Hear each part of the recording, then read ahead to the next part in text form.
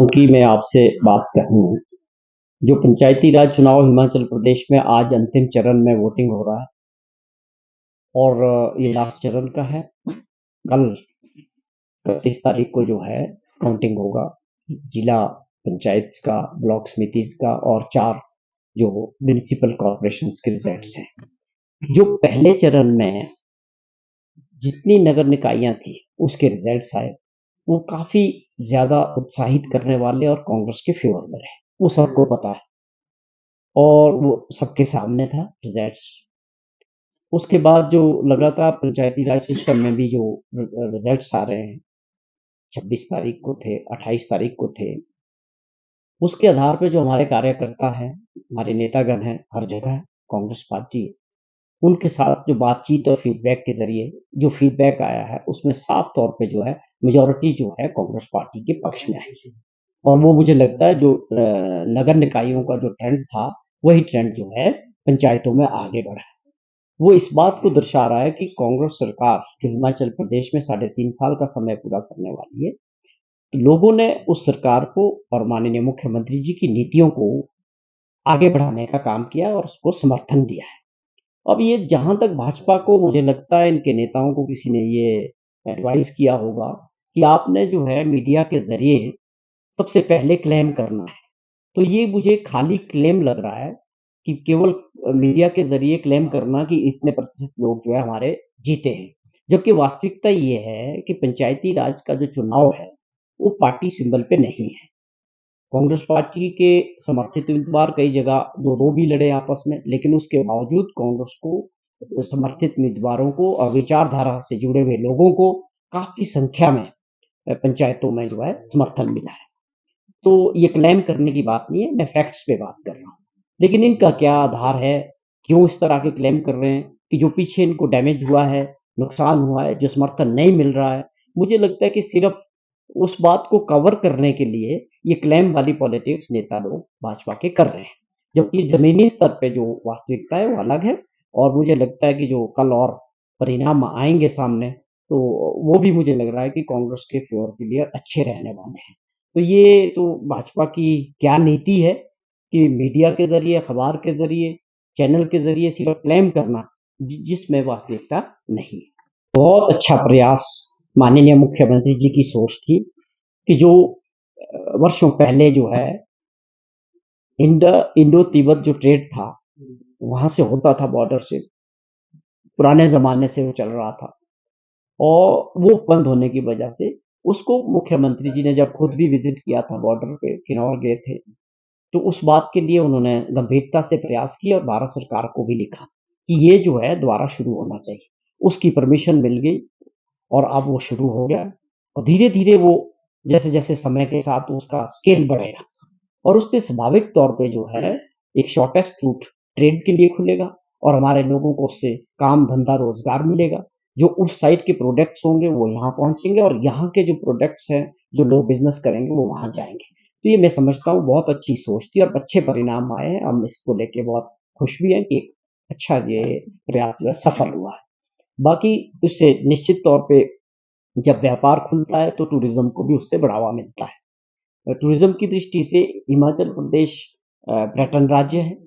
हमारे जीडीपी में सबसे बड़ा जो सहयोग है, जो टैक्सेस आते हैं, वो सबसे बड़ा टूरिज़्म से आता है और इस इंडस्ट्री को ये एनवायरनमेंट फ्रेंडली भी है। तो हम चाहते हैं कि जो हमारी सरकार बनने के बाद इसको और मजबूत करने के लिए हमारी सरकार ने बहुत बड़े फैसले भी लिए, जो अब चाहे आप एयरपोर्ट की कांगड़ा की बात करें या कांगड़ा जिला को टूरिज्म दृष्टि से विकसित करने की बात करें पूरे जिला को, या आप हेलीपोर्ट्स बनाने की बात करें या और इंफ्रास्ट्रक्चर बनाने की बात करें या होम स्टे की पॉलिसी को आगे बढ़ाना, उसमें परिवर्तन करके हिमाचल प्रदेश के लोगों को गाँव तक बेरोजगार साथियों को उससे जोड़ना, उसका लाभ उनको ज़रूर मिलेगा। ये बड़ी ऐसी नीतियों पे काम हुआ है, जो आने वाले समय के लिए हिमाचल प्रदेश के लोगों को, बेरोजगार लोगों को एक अच्छा मौका काम करने का मिलेगा। टूरिज़्म जब बढ़ेगा, तो उससे निश्चित तौर पे जो है हमारे लोगों को, हिमाचल के लोगों को रोज़गार मिलेगा। तो हमारी सरकार ने इसमें काम किया और आगे और भी संभावना है और नीतियाँ बना रहे हैं, उस पे काम कर रहे हैं। क्योंकि ये इस बार थोड़ा 2023 में जो चैलेंजेस थे मौसम की वजह से, आपदा की वजह से, उस वक़्त टूरिज़्म को बहुत बड़ा नुकसान हुआ और 2025 में फिर से उसी तरह की परिस्थितियाँ बनी और फिर से जो है हिमाचल को टूरिज़्म को जो है नुकसान हुआ। इस बार हमें उम्मीद है जैसे-जैसे गर्मी बढ़ रही है और पर्यटकों का जो अ, फुटफॉल है वो हिमाचल प्रदेश में बढ़ेगा, चाहे वो मनाली है, चाहे शिमला है, चाहे कसौली है, चाहे धर्मशाला है, पालमपुर है, डलहौज़ी है, चायल है। हमारे पास बहुत सारे डेस्टिनेशंस हैं, तो हम ये चाहते हैं कि भई लोग जो है गर्मियों में पहाड़ों की तरफ रुख करें और इससे हमारी इंडस्ट्री को और मजबूती मिलेगी। ये कि हाईजैक करने की बात कर रहे हैं, बिल्कुल निष्पक्ष चुनाव हुआ और आप समझें कि 3700 कुछ पंचायतें हैं, जिला परिषद है, ब्लॉक समितिज़ हैं और कितने नगर निकायाँ थी और उसके अलावा आपके सामने बहुत बड़ा चुनाव था, जिसमें लाखों लोगों ने अपने मत का प्रयोग किया और हमारे हज़ारों कर्मचारी जो जिन्होंने इसमें सेवाएँ दी और एक शांतिपूर्वक और एक अच्छा चुनाव संपन्न होने जा रहा है। मैं उन सभी लोगों को भी बधाई देता हूँ, जो इलेक्शन कमीशन के साथ जुड़े थे, जो जिन कर्मचारी भाइयों ने, चाहे वो पुलिस के थे, सुरक्षा के थे, जो भी थे, बहुत अच्छा काम किया और एक बहुत निष्पक्ष और अच्छा चुनाव जो है हिमाचल प्रदेश में, जिसमें लाखों लोगों ने, आप समझे एक व्यक्ति ने 5-5, 4-4 जगह अपना वोट डाला और ये जो इलेक्शन हुआ, ये बैलेट पेपर्स पे हुआ। ये जो है ईवीएम मशीन से ये चुनाव नहीं हुआ। ये अपने आप में एक बहुत बड़ी मैं एग्ज़ाम्पल समझता हूँ कि जब ये चुनाव इतने अच्छे से हो सकता है और लोगों ने इसको पूरे तरीके से इसको संपन्न हुआ, कहीं कोई समस्या नहीं आई। तो हमारा जो प्रश्न है देश के अंदर, देश की जनता का, करोड़ों लोगों का, ईवीएम को लेके एक शंका लोगों के मन में रही है। मैं समझता हूँ ये एक अच्छा एग्ज़ाम्पल है कि हम दोबारा बैलेट पेपर से भी चुनाव को निष्पक्ष करवा सकते हैं। तो ये भाजपा की ब्लेम करने की जो पॉलिटिक्स है, ये केवल एक उद्देश्य से होती है कि लोगों को भ्रमित करके लोगों के दिमाग में भ्रम फैलाने की कोशिश कर रहे हैं।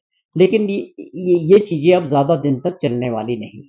जो असली मसले हैं, असली मुद्दे लोगों के ज़हन में मैं खुद भी गाँव में था 3-4 दिनों तक, लोग ये ज़रूर जानना चाहते हैं कि जो लोग सत्ता में हैं देश में, वो हमारे राज्य की जो हक बनते हैं, जो हमारी मदद होनी चाहिए, चाहे आपदा की बात करें, चाहे आरडीजी की बात करें, चाहे दूसरे मसले हों, तो वो क्यों नहीं करा पाते? वो लोगों के मन में बड़े प्रश्न हैं, भाजपा के नेताओं से, कि जब आप लोग की सरकार है दिल्ली में, तो आप क्यों नहीं चाहते कि हिमाचल प्रदेश के लोगों का हक भारत सरकार से मिले? और आपने उनके लिए क्या प्रयास किए? ये प्रश्न लोगों के मन में हैं। ये और वाजिब भी है कि जो हमारी सरकार है, मुख्यमंत्री जी हैं, जिन हालात में और चैलेंजेस में उन्होंने काम किया और आर्थिक स्थिति को ठीक किया, मजबूत किया और आज विकास की दृष्टि से हम तेजी से आगे बढ़ रहे हैं और कुछ बड़े और नए फैसले कर रहे हैं, जो हिमाचल प्रदेश के भविष्य के लिए, हिमाचल प्रदेश के युवा साथियों के लिए, चाहे वो शिक्षा का क्षेत्र हो, चाहे वो स्वास्थ्य का क्षेत्र हो, चाहे वो ग्रामीण अर्थव्यवस्था का क्षेत्र हो, चाहे वो नशे को कंट्रोल करने के लिए, चिट्टे के खिलाफ हो, युवा बच्चों को और साथियों को बचाने की बात हो, ये मुद्दे जो है गाँव में लोगों के बीच चर्चा में हैं।